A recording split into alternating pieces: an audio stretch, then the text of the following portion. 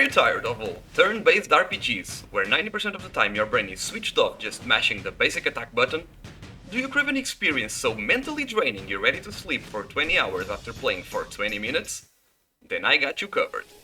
Welcome to Star Renegades.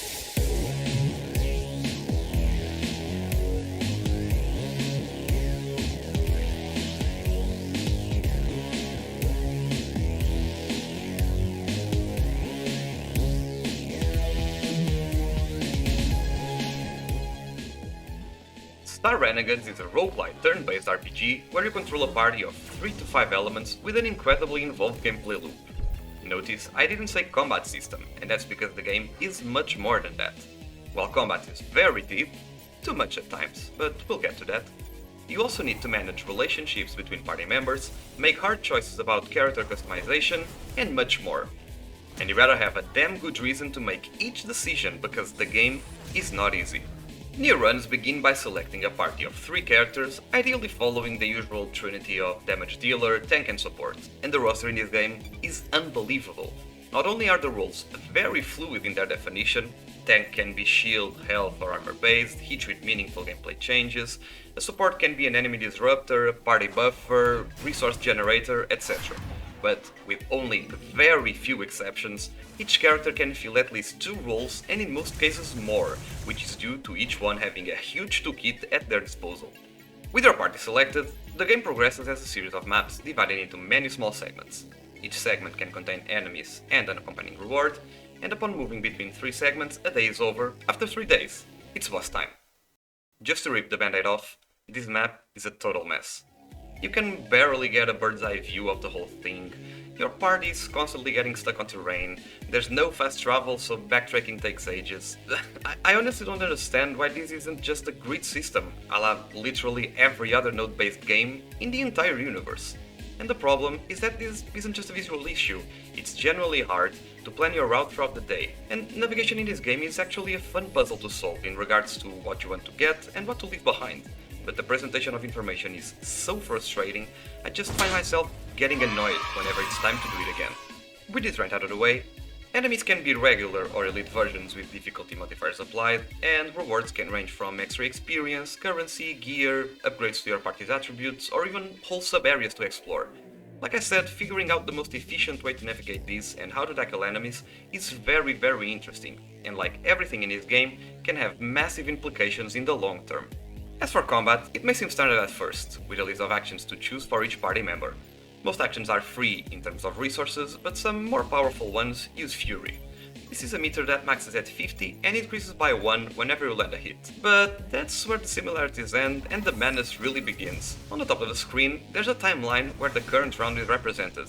This is the life and blood of combat, and literally every action interacts with this system in some way. This is because getting hit before acting leads to a critical hit, which is valid for friends and foes alike.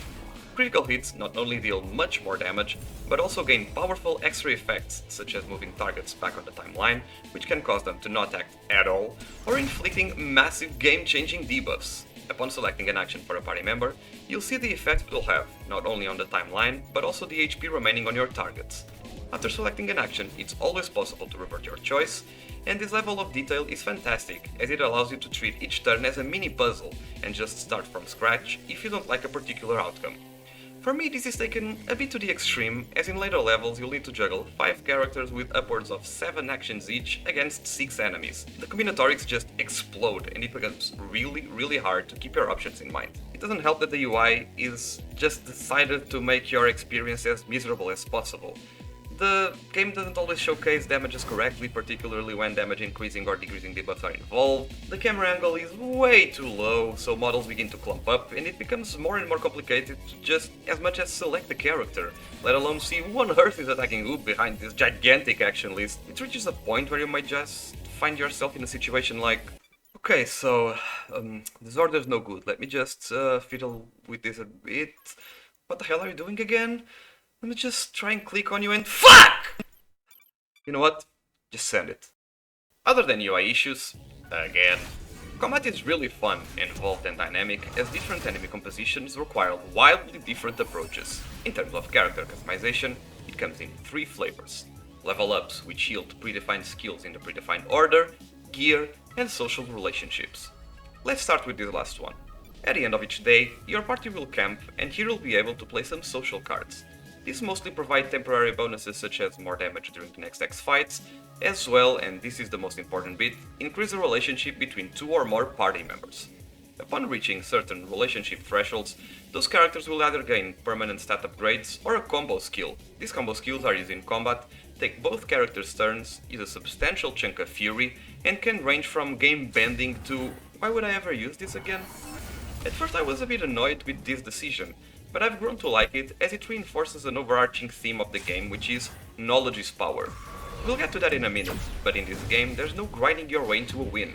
It comes down to how well you understand the systems and how well you prepare in advance to future challenges, and knowing which characters go along nicely definitely falls in that category. As for gear, each character has 3 slots of a particular type: swords, blasters, fists, etc. And you can equip them with anything of that category, granted they are at or above the gear level. Gear choices are what defines your character, almost more than their skills. Weapons can more than double your damage, inflict the aforementioned critical status effects, double how much you delay enemies, increase your fury generation, etc. Finally, when leveling up, each character will gain a fixed ability. This can either be combat or social ability. And notice how your level interacts with both previous systems, meaning a poor level up order can make your social system not work properly, which makes harder fights untakeable, and at the same time you're locked out of good gear, and it all just comes crashing down from there. If you win a run, a new difficulty level will unlock, and whether you win or not, you'll be able to use some currency to unlock permanent side grades. These are very clearly not a way to outgrow the power of the game and grind your way into a victory, but a way to use your knowledge in order to wedge the bets in your favor. First of all, this is how you unlock new characters and gear, but more importantly, you'll gain the ability to alter the chances of certain gear categories dropping. Mindful use of this system can make it easier to laser focus a certain build, but do it incorrectly and you might just hamstring yourself into getting weapons you don't need or useless effects. However, and this is a very late however, Star Renegades is most certainly a niche game. It answers the age-old question of what would happen in an RPG if all manial decisions were completely removed. In this case, everything really matters right from the get-go, and it can get pretty exhausting. Runs are long for roguelite standards, about 4 hours, sometimes even 5 or 6. Your options just explode in literally every sense: more gear, more action per turn, more camping actions, more ways to spend fury, more everything. It's by far the game I've reinstalled and played the most times, because even though it's extremely fun, I can never play it for long before getting burned out. But this doesn't mean it's bad by any means. It's just a game that really knows what it wants to be, and apart from some major and obnoxious UI issues, is a great mind bender wrapped in a beautifully presented package. I mean, you've seen the animations throughout this video, right? And that's enough for me. If you want to give this game a try, there's a link to it in the description. See ya!